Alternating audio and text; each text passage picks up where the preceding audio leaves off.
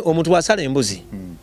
aba yabiriza omuntu olumbe ekyo nkirayirako ku baana bange naliwo omusajja oyo ng'aliyiiya era emirundi mingi nnyo nga Jebbi bw'asimbula olutalo nabatasanga butaasa sijjukira kulabako Jebbi.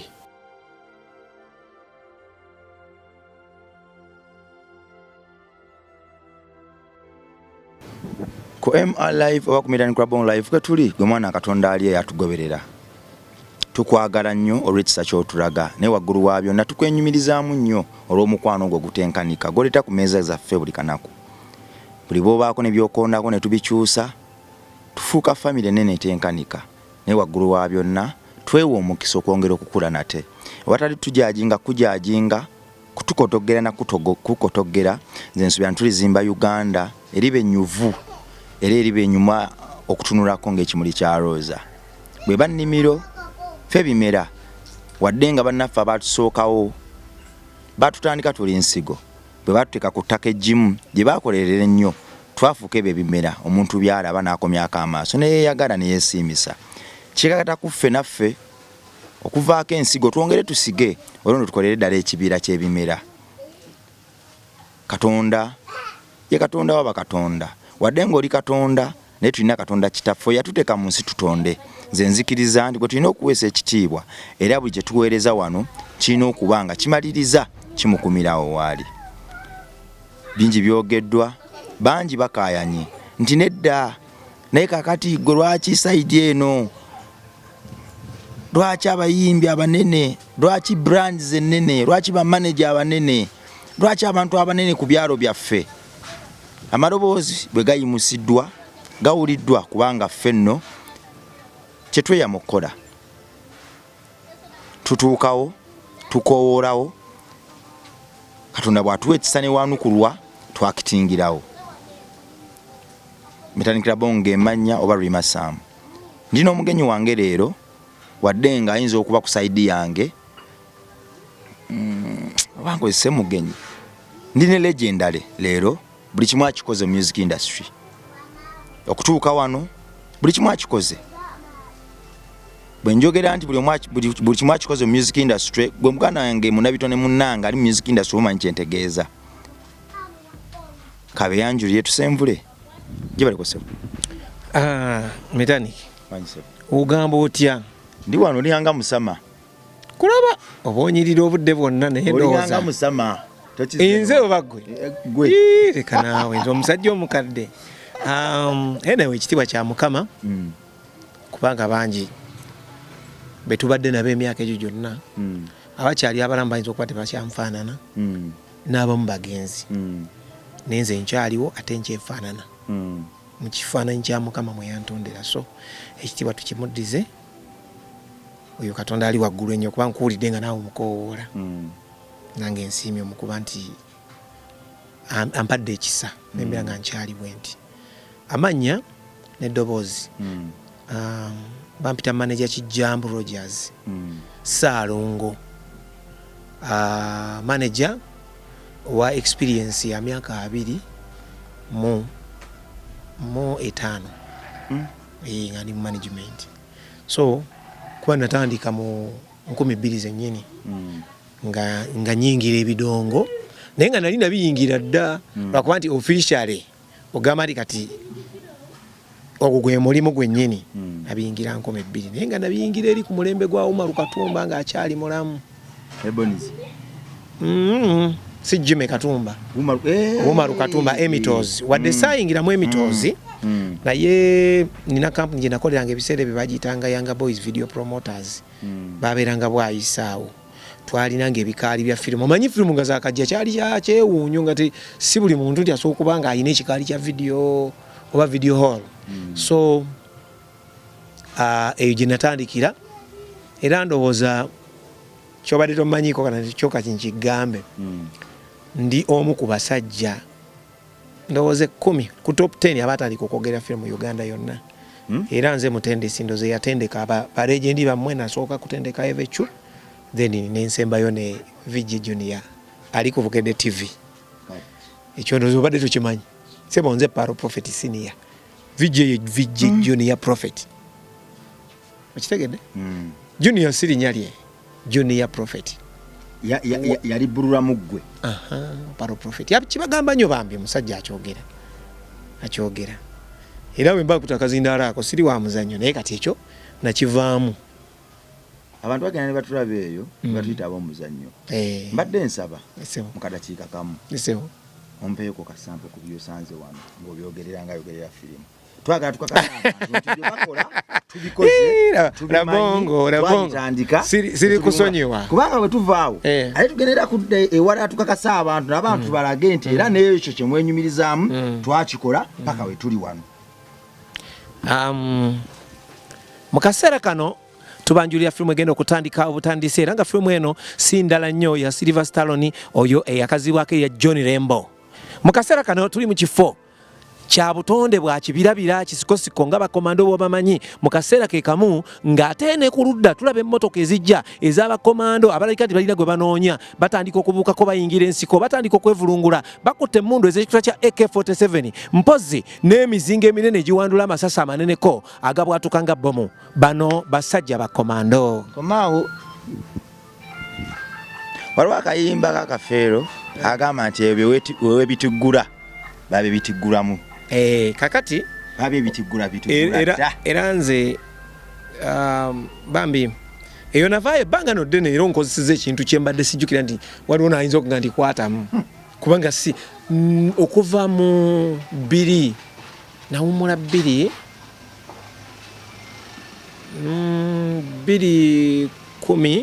nagumu okulekerawo ddala okukwata ku microphone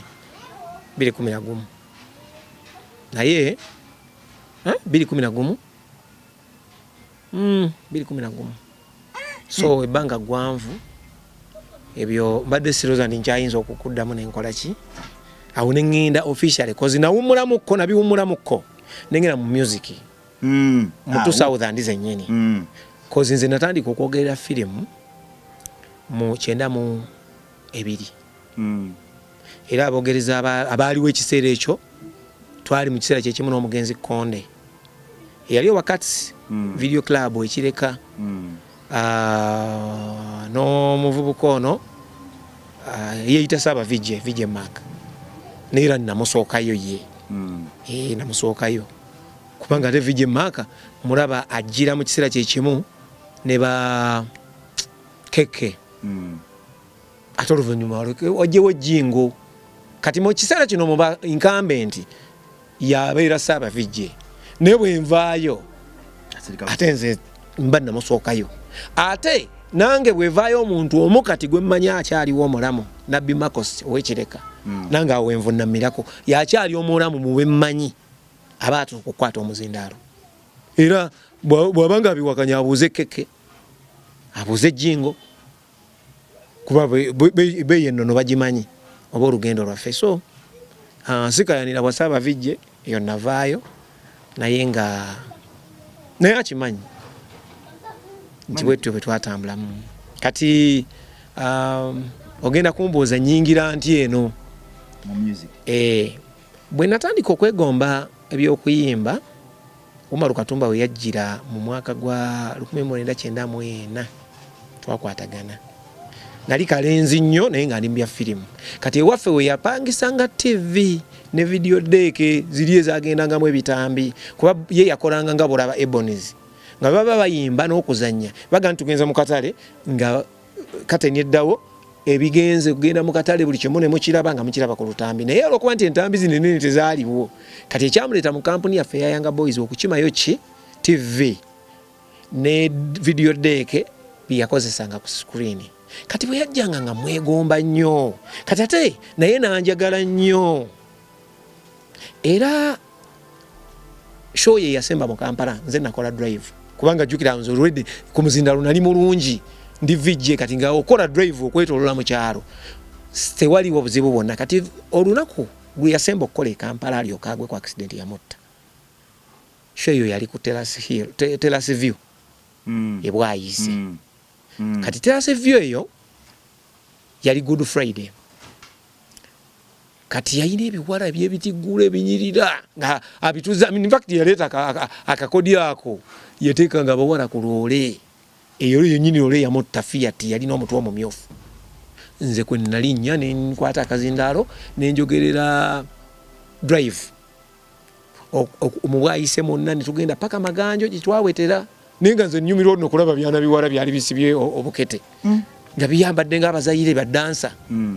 ne nkola drive eyo yalina okumpaayo siringi zaali 2,000 zaali nyingi ng'emitwalo 5 gyakakati naye bwe yakola ekiro sente zajja bulungi kati naŋŋamba ŋŋenda Masaka ŋŋenda kukolayo Easter ne Easter Monday naye ku Lwokubiri tukwatagane nkuwe 2,000 zo ne munga tewali buzibu n'agenda teyadda nali mu kibuga awo ku Lwokubiri nali ngenze kukimeera firimu kubanga nali nkyayogerera firimu nga nzipangisa awo ku Cats Video Library ku Romeo ezo video library zasooka mu Kampala naawo ku Newton awo kati ngenda okulya nga bagamba nti Umaru afudde tyafudde ati ndi abadde ava Masaka motoka simanyi neebukako omupiira kisitole kyali awo ekityo naye nga kyekyo kubanga bwati bwe yafa naye nga tukiringa kisitole naye nga bwe bakinnyonnyolera twakitegeera kuba yakyankala n'omupiira yali agala nnyo abantu be kati bonna baali kuloola emabega kati ate yali mu maaso oba nalaba ng'egira ekyankalana bweti n'ayagala okubuukamu oba yeetaasa oba kyonna bwe kityo wekyali nayoza n'agwate mu mipiira gy'emabega egyemuyitako baba bali mu mmotoka tewali yafa so eyo yesitole gye nakola ki gye namanyako kati okufa kwe kyannuma nnyo nali ntatse okwegomba music ne byakola kuba neyo show ate yali ku terasi gye yakuzannya yanyumira nnyo nga sitabangako omuntu akola bintu muntu oyo byakola nenga naye bino ebintu nsobola bikola kati nali neetegese nga bw'ava Masaka njoyininge ate lwolunaku lwafa kati olunaku lwafa nayagala neegatte ku Emitozi kubanga ebbanga eryo Emitozi yasigalawo naye abaali bagikulembera mwalimu omusajja mukulu wange ow'emmamba munnange mu baali basigaddeyo nga bakulembera Emitozi mwalimu mukulu wange ow'emmamba munnange muganda waffe Eddie Sendi mayi Eddie Sendi omusajja kuva dda nga ali ttaafu wadde yali kavubuka kuba naye yali muvubuka naye nga musajja mukambwe nga mutya neŋŋamba kati abasigadde mu bbandi eyo nga Eddie Sendi yaliyo sisobola gendayo omusajja mukambwe kati obwongo buŋŋamba nti naye tosobola kutandika kintu kyo nentandikawo kabbandi nga kayita Dynasty Band ne tukola nnyo training y'amaanyi nnyo twasibanga mu training naye nga tetutya okuperforminga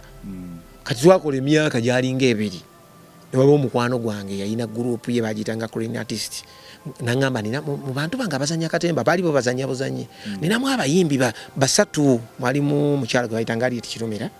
oyo gwe yayimba nkubiranga ku ssimu nga mulimu n'omuvubuka Henry Katumba kati producer yayimba oluyimba lwe bayita Omukwano wabaawo ne yayimba Nasuna bamutwala bamuyitanga Loni Mukunyo kati naŋŋamba nina abayimbi naye ate nange kuyitako wano mu kikomera kyammwe nga mpulire omuziki gukwajja lwaki tetwekwatakwata ne tukolayo ekintu ekinene ekyawamu mwe mwava ekigambo kiri BUD Best United Drama Actors fe bwe twakiyita abamu bakiyita batya naye nga abamu bakiyita bwayise kati Mukama n'atuyamba ne tugatta sente ne tukola alubamu egye bayita Onkubiranga ku ssimu yagirako oluyimba olw'Onkubiranga ku ssimu ne lukwata nnyo awo twagambira ntutandike gurupu onkubiranga ku ssimu nemmanya kikyoli wagendeeyo etraskai omutima gwange wagutwala bwetyo bwe yali etambula kayimba kakwata nnyo ab'emyaka egyo abaaliwo mwe mwali baana so twogera n'omuntu abikoze era akyabikola kalira bwe tuli watuufu era ndowooza amaloboozi gano agafuluma agenda vira ddala mu nsonda ezikoledde music industry ebyamagero era ddala ensonda ezivuddemu ebyamagero akayimba kakwata group tugikola jukira nalina baddansa nga balungi ba trainingide emyaka 2 nga tebamanyi kiddako naye nga ba traininga kati twajja ku stage nga performance yaffe yekukangirawo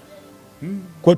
ate ne bali olibe yajja nabo nga bazanye nnyo katemba kati twagatta ebintu byonna yali music dance and drama ekitali ng'olwaleero mwabangamu kakatemba ne mubaamu ku mazina then n'okuyimba group yaffe nga weevudde shweba nnungi nnyo nga mulimu abazannyi abalungi nga mulimu abazinyi abalungi nayina ebiwala n'ebivubuka ebyakabi ne tukola ekintu nga kirungi era ekiseera ekyo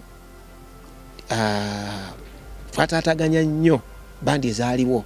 ebbiri waaliwo Diamond Productions eyali yakatolwama eyo lwerina ba betting program bato ba Martin Angume okuvuganya ne kujjawo competition kati ate era kyekiseera kyekimu okwezimba kwa Eagles Production eyaba Misach nti twaba wa challenge in fact mukulu Misach yakiŋŋamba nako lumu excuse me yakinyumiza twasinkanako ku hoteli emu twatusuze nga tulina show bino bitutambula waliwo ne ba station mayanja abo bayimbi aba bakyala nabaga nti oyo y'omu ku baatukosa Eagles okubeera amaanyi nti nga tuli b'amaanyi nnyo oluyimba lwaffe lukutte tulina gye twasisinkana nga bo batusookawo nga wiiki eno nga bo bakolanga olwaleero nti Saturday kati ate nga Saturday gyaffe tuddawo naye ng'ebipande kwebiri ku miti ffe ebyaffenna kati ebiseera nga bo tebalina luyimba lwakabi ng'ate ffe tulina oluyimba n'amaanyi kati bwe bagenda ku kitundu bakiyita Kasensero kiri eyo wansi eyo ku nnyanja ng'oyisa ekyotera abantu baga nti ffe tulinda bali bonkubiranga ku ssimu Eagles byebiki kintu ekyo kyabaluma nnyo yagamba kintu kyatuluma neŋŋamba mayinja neŋŋamba ne mukulu Lutaya nti tuwandiike ennyimba era yankonsidalinga nga eyateeka ettofaali ku kintu kyabwe nti awo okuva ku olwo in fact okuva ku olwo tebaddamu tuzannyisa baatusabula muganange baatusabula nze netuuka n'okwegoba mu ndongo awo mu mwaka gwa 2024 sajja ba Eagles baasiikuula endongo kamiliyoni nagezaako netugezaako bye twasobola byonna bandinga ekabusi tuleseewo ku muyimbi bamuyitanga Christine Nakiboneka kali kawala kafaana bulungi nnyo awo tukubya alubamu gye bayitanga bano basajja oba bicupuli bali abedda baddawo abazira kali kalungi nnyo kaluyimbye lukutte tugumira okwo Abdumulaso oyo bwe yakubira endongo ga y'amaanyi najja akakwana n'akatujjamu n'akawasa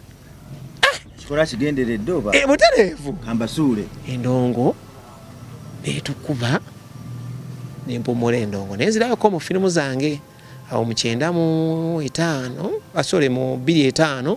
ne 26 nenzira mu firimu nenzikuba akati negatta ku waliwo mukwano gwange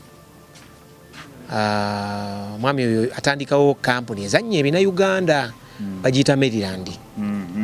kati nga oluusi ŋŋendako awo awandiika oluusi n'abaako byambuuza engeri gye nali mu bya firimu kandi tufuuka ba mukwano n'atandika n'okukwata vidiyo z'abayimbi kati nali nakola akayimba kange kak'omunaku eri mu 2000 nga tutandika eri BUD bwe naleka okuyimba nenkaleka n'okkaleka kati 26 mu studio nga kalikodingibwa era nga nkayimba ne radio nga zikakuba excuse me naye nga tekalina video kati 26 nga maze n'okuva mu ndongo mukwano gwange ono ndaba ebyuma weebiri kamera biki mugane akayimba kananga tukakole video mpandika biscript byako njagalamu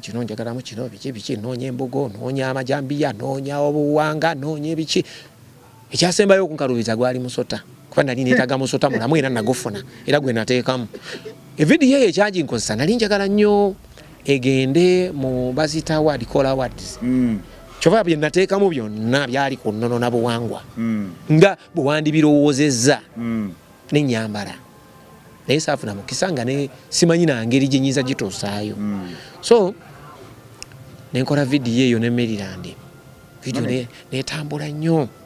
mbadde nsaba okusimba wakatyala osobola okunyimyamu ku mukolansi akayimba ako sikiru ku mwana oyo eyakatweyongako oba ku muntu oyo eyakatandika okufolowinga oba ku muntu yalowooza siyenze akayimba kali kagamba nti najja lwambi najja lwannaku nze saamanya tebiribawo biriba biti najja lwakufaana kuwona nfuna emirembe mu lutalo olw'okusosola najja n'emulungu omukwano omukazi wange muli ate ekiro mu ttumbi neritusuula ku kizinga gye tutategeera nga k'omunaku oli mu lubuto guma siriikawo k'omunaku ebbujje ly'omusaayi gwange guma enjala guma siriikawo k'omunaku nga siina amata gakuwa. Akayimba kukanyumiranga nnyo ate nze bwe nakawulirizanga nga nkubamu akafaananyi kugamba bwe mukubuyimba ate nange obansikiriza okwagala ennyo music n'okumweyungako. So kati mukwano gwange wa Maryland nga atanze okukwata video yali akola filimu tutandika n'okukwata video kati ng'oluusi ajja nampita ng'afunyeyo akayimba abo kagenda okukola oluusi nambuuza ku idea ya script ya video. By the way ndi mulungi nnyo mukola script za video music video okujjako nga bano ennaku zino ezikolebwa ezipapa nga teziinaamu kinyusi kyonna naye oba oyagalamu kakatemba ka ati konna kandibaddemu akalufuula oluyimba nti lunajjukirwanga botaggwawo ekyo kyensinga okukola. So nkola video yako omunaku kati bwe nkola video yako omunaku eyo nsigala n'omukulu oyo nga bwe mba nvudde mu bya firimu zange eno okwogera firimu zange ngendako ku studio okulaba mbeera ki eriwo waliwo oluyimba lwetaaga okuwandiikira script biki kati waliwo omuvubuka bamuyita Michael something yava Luweero eyo ajja ne CD kwaliko oluyimba lwe nga yagala tumukolere video kakati yatuukira ku nze ne mmutwala ku Maryland kati ku CD okwo kwaliko akayimba abakayita kapaapaala naye nga sikawulyangako wantu wonna kati CD bw'agimpa ndowooze ku script ngitwala yagiwa mukulu Dani agimpa ndowooze ku script ngenda nayo nsangako oluyimba kapaapaala nakuba oluyimba emirundi nga 50 naye nga sirumati kwemwa mpulira ekirwagala kyeyongera kkula engamba omwana ono ayimba waawa Mukama omwana ng'ayimba bulungi kampulira ekitone ekingi ennyo okumanya ekitone kyambuutikira nempulira nga neeraliikiridde nnyo dirwe nalaba omuvubuka oyo kamaga nga bwoba nalaba kiki oba afaanana atya aba yenkana atya oba munene nnyo oba muwanvu nnyo musajja w'amalevu kati omuvubuka oli ne mubeeba nga njagala okulaba gye mukolera nagamba tulina akabiina akaffe waliwo atukulembera bamuyita Eddie omwami oyo Eddie gyali era Luweero yabaddeko manager wa wa Fresh Kid yalina ekibiina ekyo nga mwe muli abavubuka kati mugamba nja kujja okubalaba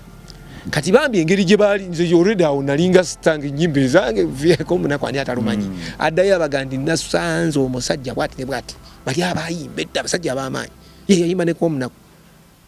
n'ekipande ne bakifuna ne bakiteeka ne mu ofiisi yaabwe kati bankubira ono ojja ddi okikyalira ono ojja ddi nja kujja paka lunaku lumu ne nagamba mukwano gwange oyo mwami Dani ne mukwano gwange omulaba bamuyita Road Bitem bagati banaiti njagala nina ekintu kye njagala okulaba waliwo akabiina ak'abaana abayimba njagala tukakyalire naye ebigendererwa byange nga sibagamba nti njagala kulaba mulenzi oli ayimba kapaapaala nze era twagenda ne batutegekera ng'abagenyi ab'amaanyi ennyo bambi ne bavaayo ne tubabuulira ebintu bingi nnyo forede twali mu maasoko mu music gye bali kati mukumaliriza mbabuuza nti naye ani yayimba kapaapaala nebanga nti oli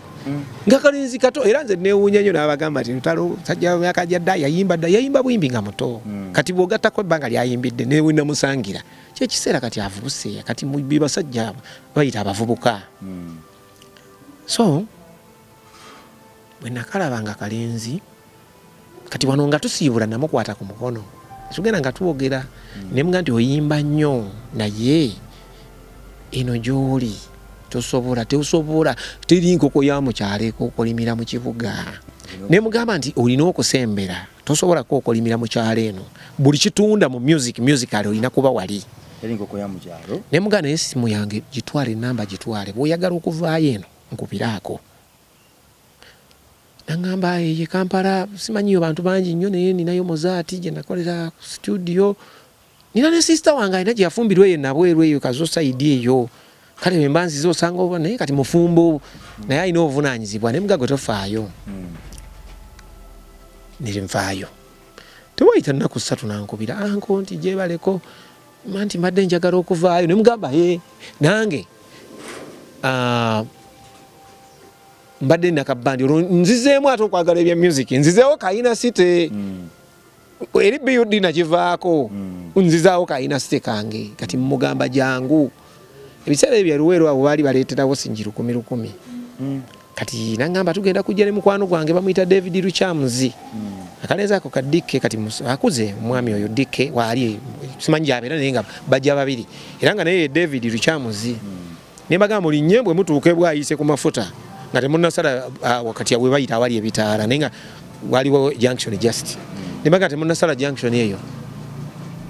munkubirako nga muyingira Kawempe kuba yalina akasimu nzije mbalinda awo ku mafuta nsasule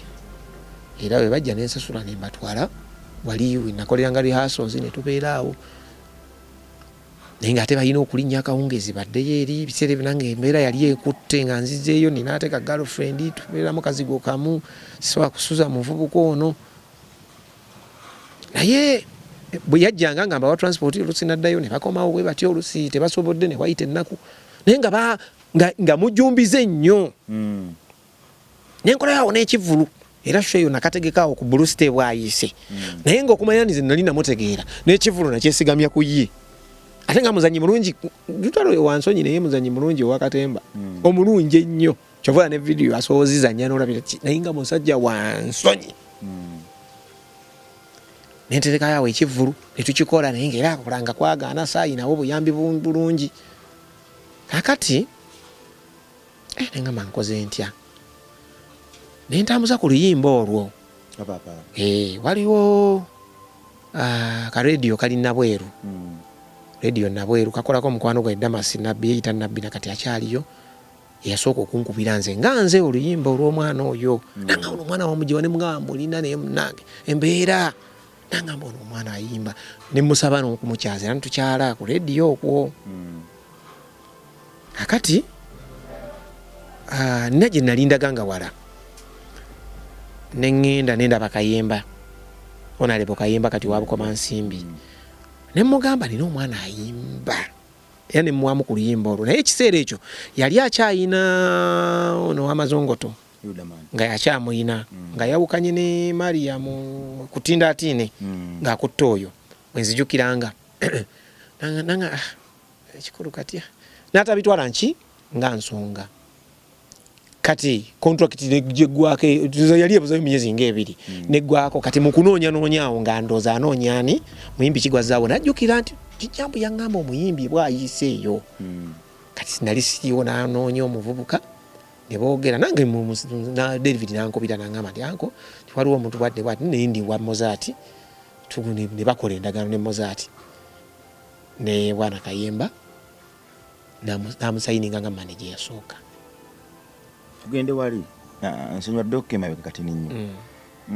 David ono wamulabanga yakava Luweero era David ono wayingiza oluyimba lwe ng'ogyeko omwami oli eyajja okulikoodi okola vidiyo akayimba ke n'akayingiza mu kibuga wanywereza oluyimba lwa David mu kibuga olwakapapaala nange nakola kyenakola kyewali osobola mu busobozi bwo mu biseera ebyo Kayemba yansingako eyajjira kuba ye yalina obusobozi bungi mu biseera ebyo David Lutalo yali alina ekibiina kye bayitadde Airs nedda ate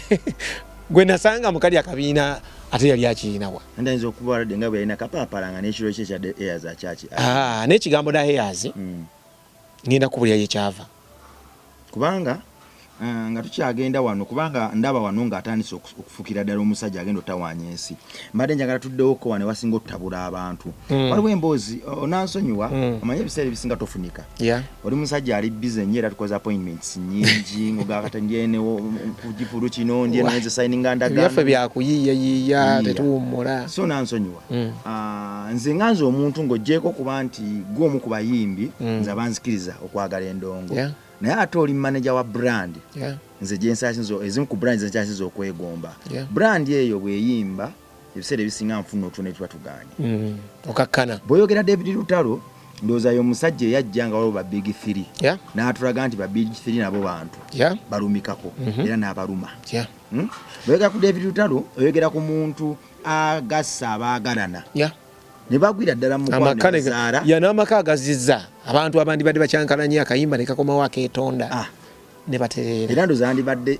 alina abazzukulu mu bya relationship batamanyi na kumanya kituufu nti abazadde ne bazaala aba ne bazaala abalala so twogera ku muntu oyo kazata omusiga nti n'obulwadde ayinza okubaza ekyo ndaba gyola ate n'obulwadde era yawiyimbako embwa y'ekatwe n'abawoni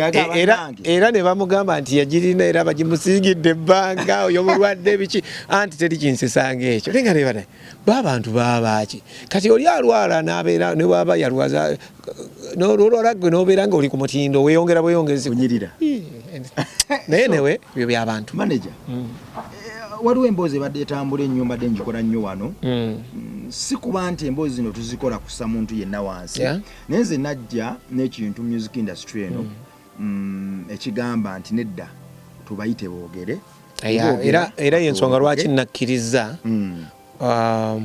nyinza okuba sigenda kwanukula bato bange bali bye badde boogera naye nsobola okutangazaako akatono bato baabo oba mikwano gyange oba basita bange abo ebiseera ebisinga nze gambye najja nekiri nti nedda ku MR Live katubayite boogere tumanye akabi we kali tutebagane nate okutabagana okwo kututuuse ku lyengedde erinnya line livaawa lijjaddi kakati mwami Kayemba bw'agenda okukola ne mukuru David yatandika okuyimba ku bivvulu bingi nnyo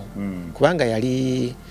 manager mulungi ng'ate era amanyiddwa kubanga yali amaze okumanaginga Tindatine managinze Honorable Kati bwe bali mu parliament Dr. Rodamani era n'akwata David Lutalo so emirimu gyalabika buli kivvulu kyonna ekyaliwo mu kiseera ekyo kyali kyetaaga okuyimbisa omulenzi yali yayimba oluyimba olwo kapapaala so bayimba naye contract yali ya mwaka gumu nga bagamba nti buli kyokola oba oyiga osoma contract eyo mwagirangamu diiru nga ez'okukolako ne bandi yali eŋŋundiivu yaliwo mu kiseera ekyo eya Diamond Production era ndowooza ye yapangisaako ennyo nga bandi nga tebamutuze kuyimba ku CD naye nga bandi yapangisa nnyo Lutalo mu ntandikwa naye teyali mu gurupu bamutwalanga nga individual ne bamugatta ku kipande for a certain period so omwaka guba gugwako nze olwo era nali nzizeeyo mu firimu zange ekawempaawo awali ekkolero lya Tyson Waragi nawe mbeera muganda wange muto wange oba mutabani wange byonna kuba musinga emyaka mingi lwakuba muvubuka wampisa oluusi muyitanga mutabani kyokka ekitiibwa kyampa nze ampita anko obulamu nsimayo wana erinnya lyange alimanyi David ogolaba nemanyi nti agamanyi gonna naye simu lyanko ngaagampita so oluusi neewulira nga nze anko w'ekiko ekyo awo omwaka gwali gunaatera okuggwako annoonya agamba anko nti gwe ngamba jangu e Kampala contract yange egenda kuggwako naye nina ekirowoozo mbadde naba Diamond bwetambula ndaba omuntu gwensinga okwegomba yali Kafeero yalina kulabako bwe ndaba abantu nga taata wange omuto endiga munnange taata Sebatta muzeeyi Sebatta ndaba nga alina matendo nange nga Lutalo mpulira nga naali agadde okukola egguruupu mbeezeewo abantu neme kulya nzekka nga waliwo abantu abalina okulya olw'okubanyemba n'ekitiibwa kyange mpulira nga kigwa mu kwetika ekintu ekinene muganda wange kyoyogerako kimanyi nga kinene nangamba nja kuguma tujja kufa abina nakyo naye nze nkimanyi nti ebintu ebyo ebya gurupu obikola ki obimanyi nesooka nenesigiriza era yavuga emmotoka emirundi gyawera 5 nga jja netusiiba awo wenakoleranga firimu bwange awo nga nirawo ka studio nasiiba awo olunaku sirirwerabira yali awandiika oluyimba baluyita Nnyonyoogera mutima wagimazeeko nkulaba nnyumirwa nesunga kati yali aluwandiika yali apaakinze wenkolera naye waliwo akatubatuba nga era bw'abazze wasiiba mu mmotoka ye omanyi ese mutambuze bw'ataba mu studio ye kuba ekiseera ekyo teyalina studio nga either abeera mu mmotoka ye oba ewuwe kakati nga jja n'abeeraawo wendi nga uli ali safe nga njagala netubeera awo kati nange ngenda okulya omutima gungamba naye lwaki tova mu bya firimu ogenda okola omwana akuwetayiridde agaye mugende mukole oganye oli wano weebuzaabuza olaba nenzingako ebyuma engamba awanyuwaawo kangende mu kuyimba kasanfunye omuyimbi gwe tunaatambula naye atanzikiririzaamu so mbadde nkugamba erinnya olwo olunaku lwe yali awandiika oluyimba olwo yampita mu mmotoka n'ambuuza ango bwe tuba bakola kibiina tukituuma erinnya ki enjagala awo njiweewo dda alina system bandi yange omanyi omulenzi oyo si musiru muyita mulenzi kubamu tonaye musajja musajja agundidde musajja oyo si musajja musiru mugezi nnyo nasiriikiriza bw'ati yali akutte ekitabo ng'akutte bw'ati asaza ekitabo ekyo nkyakirina okumanya nkyakirina kirimu obusazesaze yalina peeni kyeyali akozesa yali akuba akafaananyi bw'ati nga bwe tunoonya bwe ndeeta amannya bw'aŋŋamba asirisaako asaza bwe yamala okukutiza nandaga ekintu bw'ati naŋŋamba kino okimanyi ne mugamba akokubye kamyu naŋŋamba nedda waliwo akasolo bwe nali nkula ke baŋŋamba nti kamagezi nnyo akasolo ako kagezi nnyo ne mugamba ogamba wakayima naŋŋamba keeko akajjudde mu buli lugero mpulira nga njagala mbeere ng'akasolo ako mbeere mugezi ngakko mugezigezi ngakko ye bakayitaani kunze twakasomako bakayitanga heya naŋŋamba wamma nange nzijukidde twabusomangako nga bakayita Mr. Heya akamatw amabangalagavu nti ne mugamba ndoza kati ffe wakayima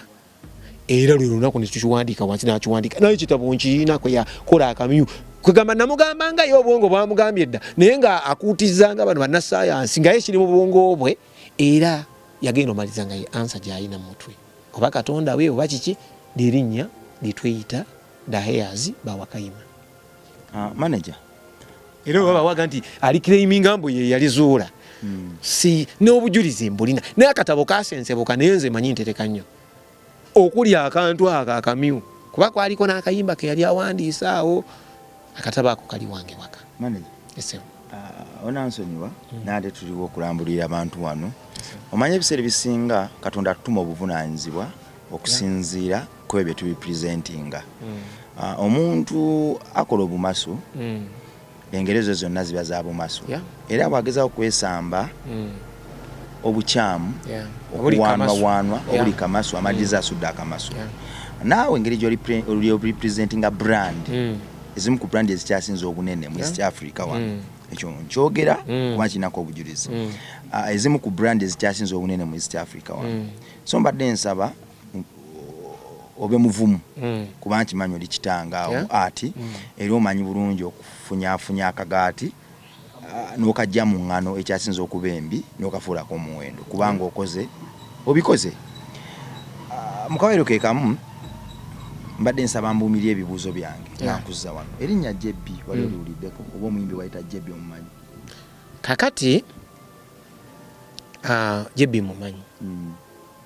era naye nja muyita aba muto wange oba mutabani wange kubanga bwe babeera mu kabinja mwe bali n'emyaka gyabwe beeyisanga nga batabani bange era bonna natambuliranga wamu nabo era nga ne bwe tubeera mu mmotoka emboozi yaabwe y'ekirenzi nejja ne bakyuka baga anko mwalinge bagyekomako kuba waliwo ebigambo byatasobola kwogera nga wendi David musajja wampisa nina ebigambo bye simuwulirangako ng'ayogera nga wendi naye mmanyi nti abyogera kwa munyumya naye ateeka okuba nga abinyumya n'abantu batunula nagamba ono sayizi yange oli muntu mukulu so Jebbi mumanyi waliwo interview zibadde ziyita kuno nga ngezaako okunyiga ebiwundu ku mutima gwa Jebbi nga mpita mu kumwogeza n'okubita nti Jebbi katubyogere tubite bweba byaliwo tubyogera tufuna abantu abatukonfatinga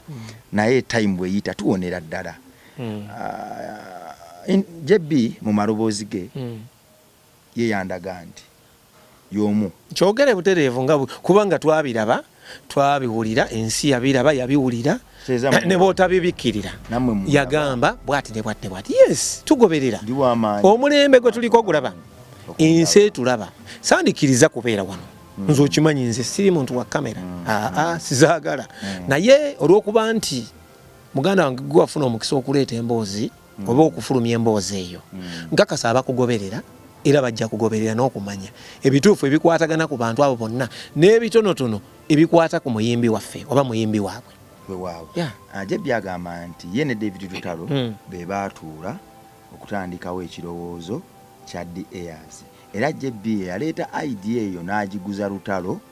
Lutalo yaleeta erinnya The Heirs, naye JB yaleeta idea ekola group. Era group yali etambulira ku babosi babiri, ye ne JB. Naye nga bw'omanyi nti ekiwoomereze ebiseera ebisinga omulyo bwe gwajja sente netandika okumeruka, David Lutalo yakyusa ekkooti n'ateekako eyo JB yali atalabangako mu bulamu bwe neefulira JB. Kyali kitya ku kibiina ekyo, enkolagana yaabwe yali etya? Lwaki JB alina endowooza eyo manager? Okusookera ddala kigambo kugamba nti ekibiina kikolebwe.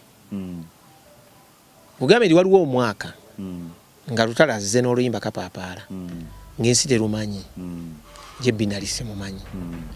Oluyimba kati lunakwata tukyalutambuza ku gurawundi eyasooka,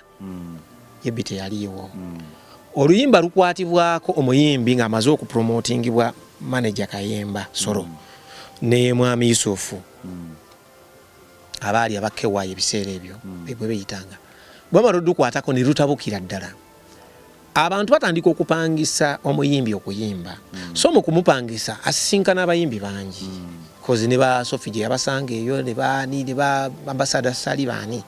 So ye mu kuvaayo okujja okungamba nti njagala kukola kibiina.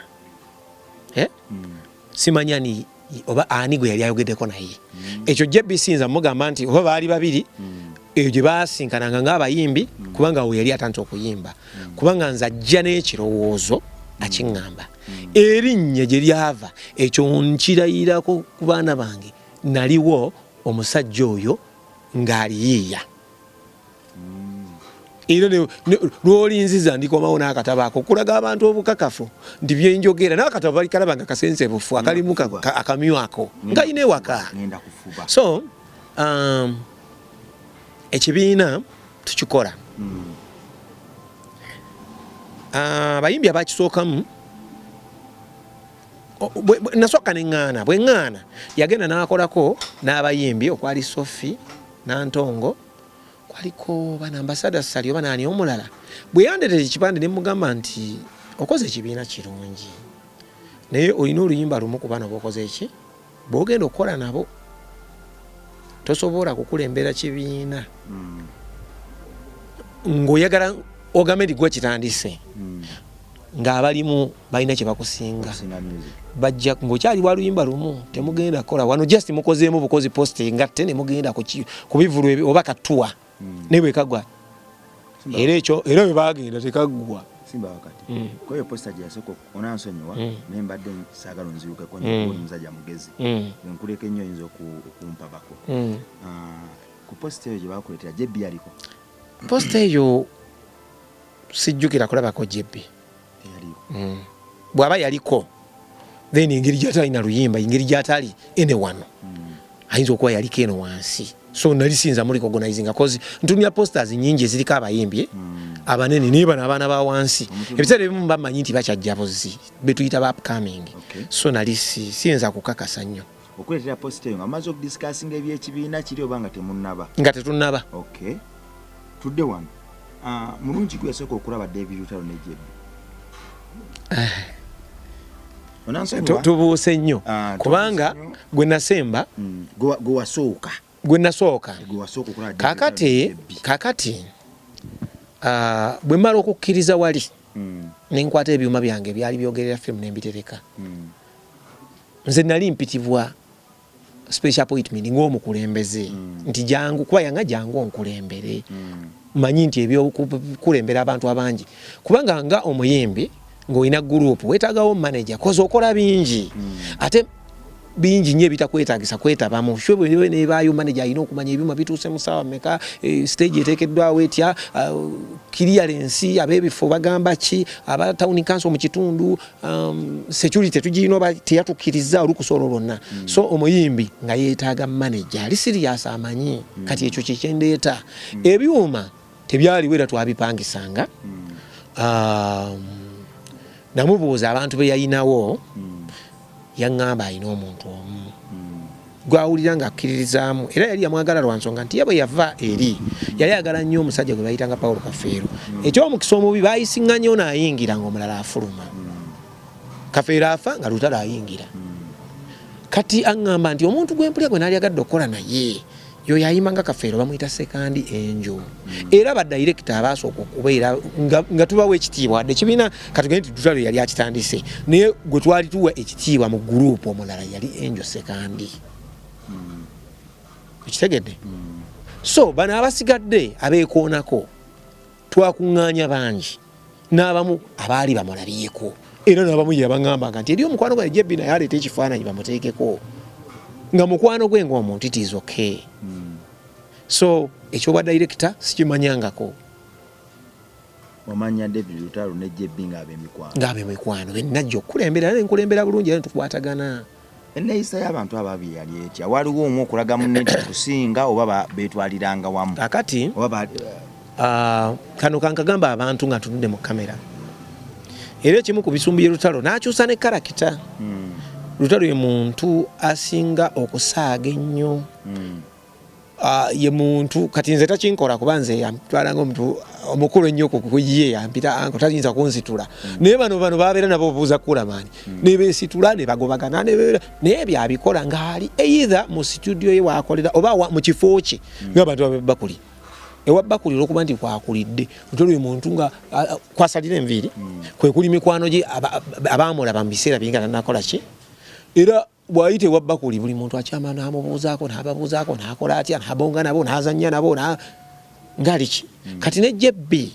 yali mukwano gwe ng'omuntu kakati wakati kati awo 2013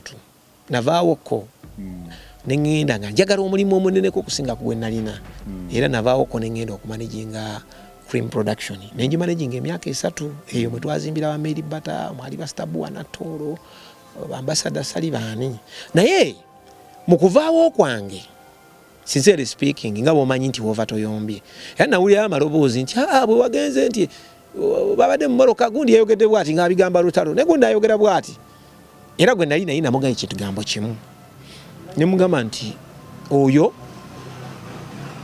nga Jebbi yennyini nno gwe njogerako ne ngamba oyo tasobola kuwangala na David lwa nsonga nti emirundi mingi mbadde ngamba taasa butaasa kati ye Jebbi bwe yabeera mukwano gwa Lutalo n'alowooza nti benkana nekiri ekitiibwa ky'okubeera nti ono ye boosi n'atakitwala nga nsonga era emirundi mingi nnyo nga Jebbi bw'asimbula Lutalo nabataasanga butaasa kati nze ekyaŋŋambisa nti tajja kuwangaalayo bwe nawulira ebyo naseka naye nga tajja kuwangaalayo olwa nsonga nti nze nga siriwo abadde abataasa bateekwa okulwana kuba Jebbi tamanyangako nti Lutalo mukama we ye yamuyisangamu eggali nga bw'ayagala nga butuufu n'oli olw'olumu ebyomukwano bivaawo ng'olaba oli akuwalampi ng'ate gwe boosi excuse me oba olina kukola ki kuyomba naye so tize bwe nabeererawo nga buli omu atwala munne by the way naye nga bw'omanyi b'omukwano ddala nga muli bamukwano mukola ki nga David tabitwala nga nsonga olw'olumu oluusi ne mbataasa butaasa mubireko ebyo kati mukayanire nga n'olumu kwa just kayanira music nga ono gundi yasinga gundi yasinga so nemanya nti bwemba siriwo ng'eyali abakumaakuma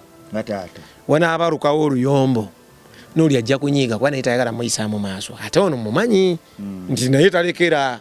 kakati Jebbi nti tasobola kulekera Lutalo ng'akoze eki bw'anaamugamba ekintu kyonna mu ngeri y'omuvunaana oba omumuwabula ng'alina kyakoze bajja kweyisaawo ng'era bwe nakirowooza era bwe kyali mu myezi egi nga naye afuddeyo ng'okyali n'abavubuka abo ababiri kubanga nze mbalabanga abantu abo bali talented bw'otunulira Jebbi ng'ayimba ali talented nnyo alina eddoboozi ddungi era omanyi Lutalo ayagala nnyo ebitone era kyeri yamugamba nti oyimba bulungi nsonga lwaki tonnafuna hit naye mmanyi era naamuwanga ne collabos nyingi era nawulirako olumu nga in fact mbye nawulira kyenjagala njogereko Jebbi kyatayogera bulungi omanyi amazima tugeetaaga osobola okugenda mu bantu abakulimba oli n'akulagula ebitakwatagana n'agamba biki nga byefaananyiriza gwe kyoyagala okuwulira otereze omwoyo nawulira nga nze nawandiika oluyimba lwe luti nze nawandiika oluyimba lwe luti mukulu Jebbi awo yanditerezezaawo kozi tosobola kuŋŋamba nti okola ebintu ebirungi ng'obiwa neiba nga gwe tolinayo kirungi kisinga kya neiba kyoga nti osobola okubumba amasowaani amalungi nga gonna ogawa neiba osobola okukola gundi ensuwa ennungi nga zonna oziwa neiba naye nga ate naawe ewuwa eriyo ensuwa naye nga ennungi zisinga wa neiba naye nga gwomu kubazibumba ntegeeza ki nti bw'ogamba olwaliro nti bw'owandiikira lutalo oluyimba mba neewuunya ngumba zange David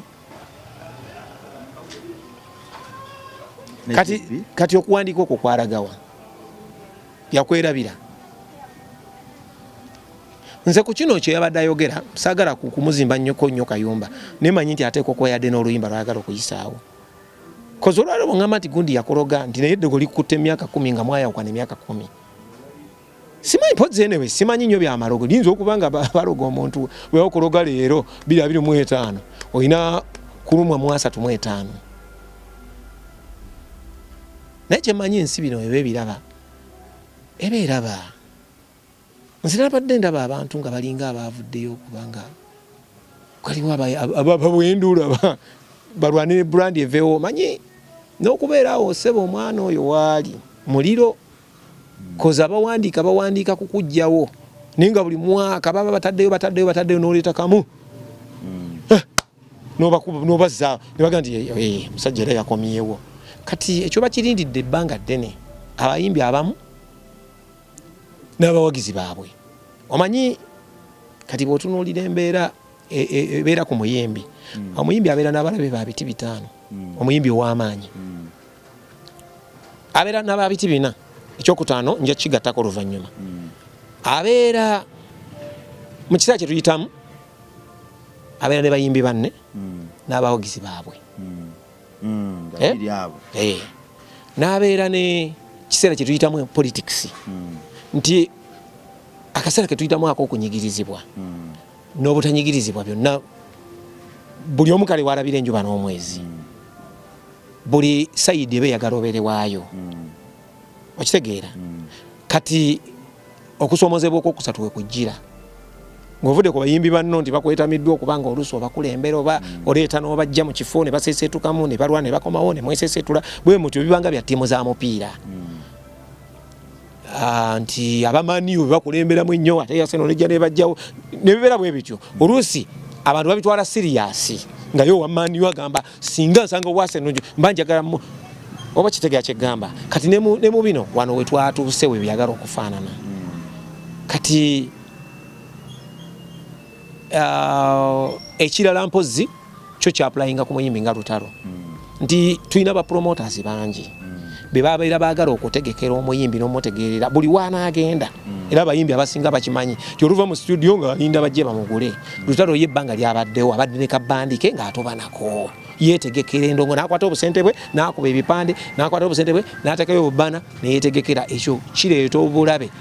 wakati we ne bapromoters abasinga kyobadde okimanyi obujja so ebintu bye tulaba kati tubisuubira okuva mu nsonda nnyingi nga bipikibwa abantu ab'enjawulo lwaki akasajja kwaki tekakola ki tekavaawo naye nga ate naye bambi alina abantu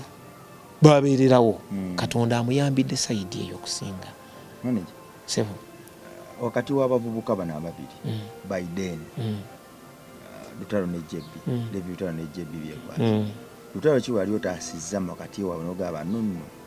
bayinza obuteesobwa olwakuviirako kugamba ekintu kiri lumu nyingi zabaawo kaayana kwaki naye ogamba nti bano kasita baatuuka wano tebayombanga kutuuka eyo yonna naye nga bwe bayomba tewali alekera bwe bakaayana kale oluusi baavanga mu kukaayana just okukaayana obukaayanyi gundi yasinga n'olaba nga bayiseewo n'ogamba kati kozi bw'oba oyogera ne mukamaawo waliwo lwakaayana n'omulekera wadde ng'olaba nti gw'owangula kati ekyo kisaalabawo kyokka ningamba nti bano maaso awe so waliwo gwe lwolina okusirika n'omulekera nga yalina okukola ki kati eyo embeera nagirabawokko era ekyo nali nkisuubira nga nkimanyi onansonyiwa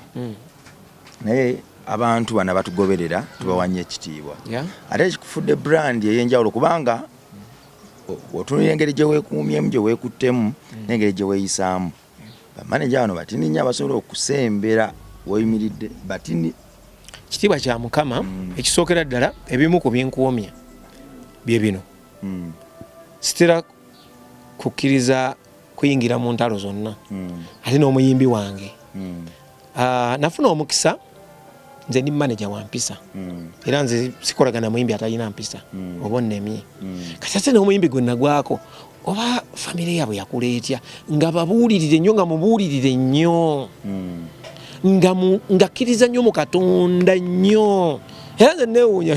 ebyogero ebyo naye sirika ne ngamba kale ye kyemumanyiko ndi musabi era kuyingira mu katabo kange bw'omwerijjako n'otambula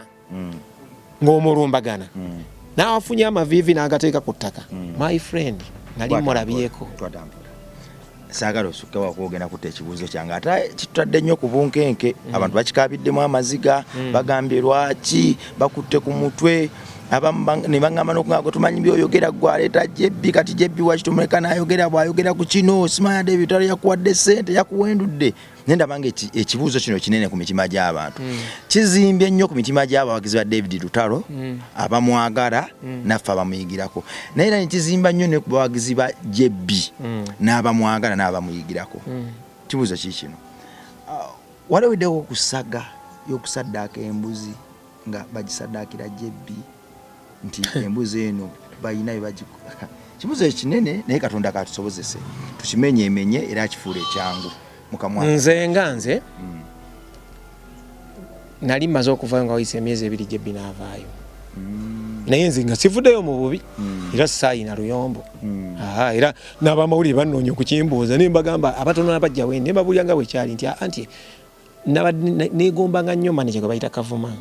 kati nga njagala nnyo bandi ennene erimu abayimbi abangi ng'olwaliwo bwe tuli era kuba kati at least tulina ndaba abakazi b'ekapo bamukabya bandi ekyo wekityo kinali njagala so manager director wa Cream Haji Haruna Mubiru yalina abayimbi abo bwe batyo kati nga bambi yampadde omulimu ampita kati ate nga ndaba nina omuyimbi omu okitegeera so ne musiibula mu ddembe era waliwo ennaku ezaali entunde nga baatugula ne muyita nga manager ne mugaa nti ono yatuwaako sente ziti olunaku lwe lutyo lyaddukola ne wano era tewaliwo yasigala atubanja nga yawanga nze ssente nga bamanager abalala nti vudde eri waliwo naamunoonya yakwata sente z'oli yabula ne ssente biki nedda byonna n'ennaku ze nalekayo era zaakolebwa bulungi nnyo era ensonga lwaki nkyaliyo bwe naddayo naye aneezibwa kakati okuvaayo kwa Jebbi saaliyo era nze ekyo kyembuzi Jebbi yennyini yansanga akiŋŋamba ng'ayagala nfeaturinge mu luyimba lwe lwe yayita Byantalo Magumba ngenda okuwuliza oluyimba ng'era lulina gwe luvuma mpita Jebbi mugamba mwe muli baana mbadde nammwe ebbanga eryo lyonna oluyimba luno luvuma oli nangandye kubanga gw'obadde nnyo mu nnyimba ze kati abantu bajja kumanya mangu ani gwe ŋŋamba nemugamba watuuseewaawo nemugamba nze nga sirina kirooto wadde kitono bwe kiti okudda wali nvumera Lutalo okusinziira ku bye tuyiseemu naye gwe kennyini ng'ove wa Lutalo ozze ovuddeyo n'emmotoka naye nga nakuleka ogiguze nga nange nguze nga omusajja oyo atuwadde abayimbi bameka abali mu bibiina gwe by'omanyi bambuulireyo nga bakolerayo ne bagulirayo emmotoka naddala mu myaka egyo gye twalimu njagala yambuulire bubuulizi tewa Abdulmulaasi Kazibu Kapo yaliyo mu biseera ebyo bye twogereramu nti yavaayo ng'alina emmotoka nti ewa gundi yaliyo yavaayo ng'alina kino munsonyiwe okuleeta Haji Kazibu mu bino naye simanyi oba kyakolebwa kwanze saakiraba naye bwe kiba kyaliwo bansonyiwe kubanga saali mu gurupu yaabwe nina bangi nnyo be nali mmanyi mu gurupu ez'enjawulo so yavaayo nga yagikoze ki agikuze kitegeeza nti waliwo ekyali kitambula nga kirungi naye obutakkanya bwe bwabalukawo ne baawukana ate nze saavaayo mu mbeera bwetyo era sirina luyombo lwonna na muganda wange Lutalo lunavaayo nalwo nga tulukoze wagala okuyingira mu luyimba luno Jebbi bwe yagaa nti bansalira embuzi kakati nenseka nemugewo kakasa naŋŋamba bavaayo batya kati nesikirabamu nansonga embuzi kitegeeza ki yagaa bamukolera saddaaka yaba n'omuyimbi yakiyimbako Brank Benz ndoza Brank Benz by then yaliyo naga wasalira ne munno embuzi kale katukirize bwe yasalibwa excuse me kyogamba nti bwe nkusalira embuzi oba bwe nsala embuzi nga twayombye just in case singa mba nkikoze mba nkwabiriza olumbe basimanyi si bwekiba nga kyaliwo naye lutalo nga si bwatyo naye ate engeri gyali kati lutalo takyali wanju takyali wa kyalo yafuuka wansi ebibuuzo ebyo byonna bino bibuuza tubimanye kuba takyali wanju omuntu ow'enju ne bwasera ekyalo kimalawo baga omwana wawe yasera kati ekyo ekintu nze nkiwakanya nti tekyaliwo naye ate era saaliyo saaliyo kuba jjukira nze nali manager wa Cream Production ekiseera ekyo naye bwe nkola relationship nenderetinga ebintu nenjija nga gattagatta ebintu olutalo byakoledde abantu abantu be bandibadde bamwebaza nze olwaliwo wano sigenda muwano olw'okuba brand yange nakavuga emmotoka 3 ndabyeko n'olwalwe ziriyo emmotoka nga 9 wabeeyo omuyimbi yenna omu bw'ati mu Uganda agambe nti nagulira abantu bange 7 emmotoka nti nagulira abantu bange abali ku management yange n'abaneetoolodde poloti ziri wali nga lutalo babikoze kyakubiri lutalo tayagala nnyo byama bye kubyogera naye singa ne bayambyeko mu kuweerera oba abaana oba muki nga ne Jebbi mwali singa bavaayo ne bayogera ebintu ebyo manager omanyi nze nkwegombye nnyo njogedde ne manager bangi nnyo naye ndowooza nze kunze nze malesifaako omukisa kutula kunaye 1-on-1 naye nze kunze ndaba nga ddala ekifo ky'obwa manager tewakigwamba accidentally. You deserve to be there. You deserve to be there. According to your reasoning, according to the managers I've met, nengeri gye bandolingamu ensonga zaabwe nengeri gye beehandolingamu bo, I think you deserve to be a manager. Gwenga taata w'abavubuka bano, gwenga anko w'abavubuka bano, gwenga eyababudaabudanga ng'ebitogi byagala kubeewanika n'obakkakkanya. Olowooza singa obeewa omukisa oba singa Katonda aleeta olunaku nze lwe nnina mu mutima gwange wandigonzeza omutima gwe era ne weegomba okuddamu otabaganya Jebbi ne David Lutalo ebintu bino ebyogerwa bive ku mitimbagano gy'ensi. Omanyi lwaki kyogambye enjawulo ekirimu eri bweti management yaffe tebayinako buzibu. Yensonga lwaki bwe babyogera ffe bitusesa nabo sesa. In fact tuulika ne tuseka ne tuddamu ne tubira ne tulika ne tusuka lwa nsonga emu ekitusesa nti byonna tebiriiko mutwe naki n'amagulu. Era omuyimbi abeerawo n'agamba nti sisobola kwanukula kuba kirabika baagala nze ntandika okwogera banonde nti bwe yatunudde bwati ekyo kitegeeza kino bwe yatunudde eno eneriye muyita mutya ensiriba ati biki kati naga ne musajja wa Katonda ebintu ebyo ngeri gye bitali bya mazima mbirekedde Katonda manager era talina na busungu bwonna bw'ayina lwakuba nti akirowoozaako nasika ne yeewuunya abantu. Manager okkiriza mu ddiini ki? Ndi mukristaayo. Okkiriza mu Kristo. Ffe abakristu abakkiriza mu Kristo amaanyi gaffe gonna agasinga twagateeka mu ndagaano mpya. Endagaano empya yaweebwa amaanyi n'ekisa olw'enjiri yayo gye yajja nayo mpya ey'okusonyiwa kulikonsayiringa okubudaabuda n'okuwa obujulizi. Gwe ng'omukristaayo omwana ono Jebbi muyimbi wa ggwanga ne Uncle David Lutalo naye muyimbi wa ggwanga. Gwolowooza si kye kiseera okolere ddala ekyo John kye yatutuma okukola oveeyo obulire abaana bano enjiri era obakumeekume kale nawe kikubalirweko nti webajjawo obutakkaanya mu mwaka guno ne guno ne guno newajjawo brand gye bali bayita Jebbi eyakonagana ne brand yo gye bali bayita David Lutalo ewatali kweyagaliza na kukakkanyizibwa na kulowolerezebwa wajja n'oyimirira mu ebyo abakristo be bapreachinga n'okukakkanya brand zino n'obaako gy'osomesa okwagala okusonyiwa n'okwewaayo then ne wabawo era ne gy'osomesa okukakkana okuyimusibwa n'okubudaabuda. Olutalo sisobola musomesa kubeera kukakkana olw'ensonga y'oledde mukakkamu tamuyinaako wadde ensonga. Era nze kyensuubira kyemmanyi naye akirowooza nti muto wange oba yawandiseyo akayimba nga kalwanyisa kajje ate kuba bayagala kunswaza kunvumanga kunteeka mu kutyoboola naye akayimba kugandi muyambi ne kabaako kyekakola ki kyekakola kyemmanyi ffe tulowooza nti alina oluyimba lwajja okuyimba nga lukwatagana oba si kyo n'oluyimba yaluyimba lwakuba nti twaganira okugoberera ebisinga ne bwe mba ndabye nga oba linki erimu mannya ge mba saagala kukola ki mba manyi yavumye so ayinza n'okuba nga oluyimba yalutadde ndowooza simanyi g'oyinza okuba ogoberera talinayo oluyimba lwonna nga lukwatagana bya bulogo teruliyo. Oluvannyuma lw'ebbanga eggwanvu bamaze ne beerumiriza obulogo. Kati ndowooza ensi oba okitegedde kati awo era kati anti ye agamba akayimba kanayinza okuba yakakuba engeri abayimbi gye boolesebwa nti bwe yalaba nga sitaani avuddeyo n'abaswaza mu lujjudde nagaye kakati kambulire n'eggwanga oluvannyuma lw'emyaka 10 oluvannyuma lw'emyaka 10 mu music waliwo abantu nga yeebaka n'afumba obwongo mpise ntya okuyisaawo ekintu kyonna kyonna ensi esasamala ekirowoozeeko. Kati oyinza okuba okigezezzaako oluvannyuma myaka 3 4 5 nga idea tejja n'ogezaako kino nekigana n'ogezaako kino nekigana n'ogamba leero nfunye ekirowoozo kati kankikubeko nga nkikola ki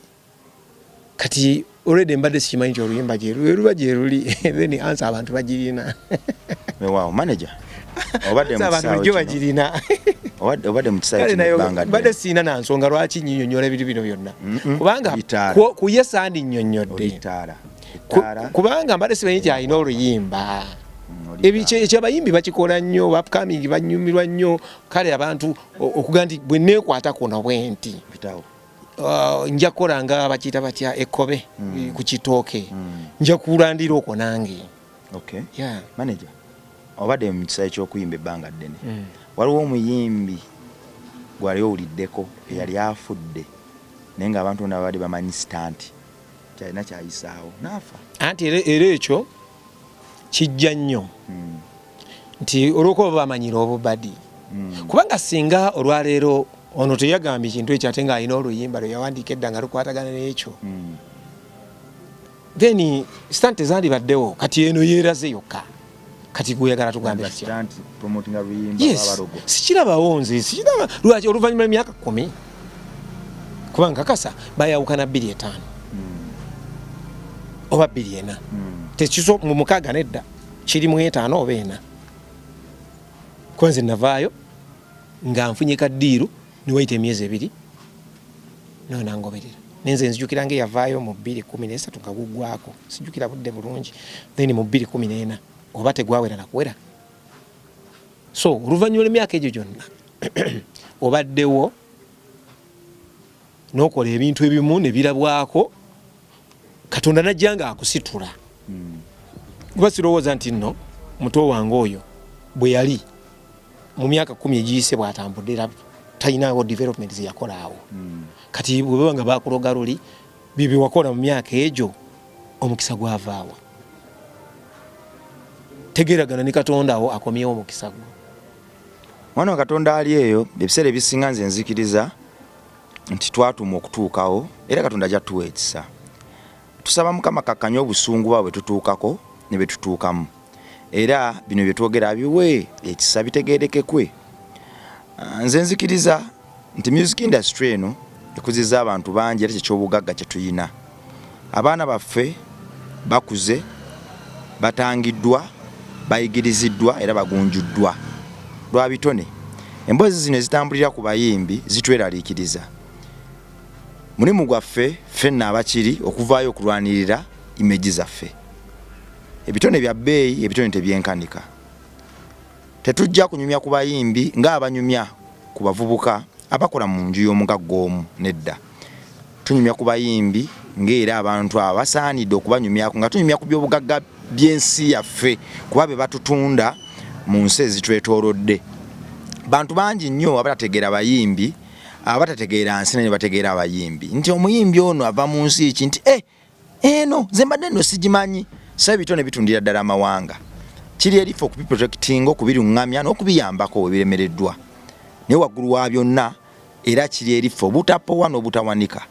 paka nga tugusiza omulamwa guno tujja kubawo ne manager ku side yange nze nno nfunye omuntu ndoza matchingidde ddala ne programs za channel eno omuntu andagidde ddala nti nedda ekyaba manager yakyepatikako bwepatiisi musajja asaanidde era ndowooza naawe omulabye engeri gyaddamu ebibuuzo omulimu gwaffe gwakugatta kuza ddembe nakuyimba luyimba luli abakristo lwe bayimbira ddala ebbanja lye tulina lyokka lyakwagalana kyekirabo Katonda kyawa ffe abantu kulabuna n'ensi yange weraba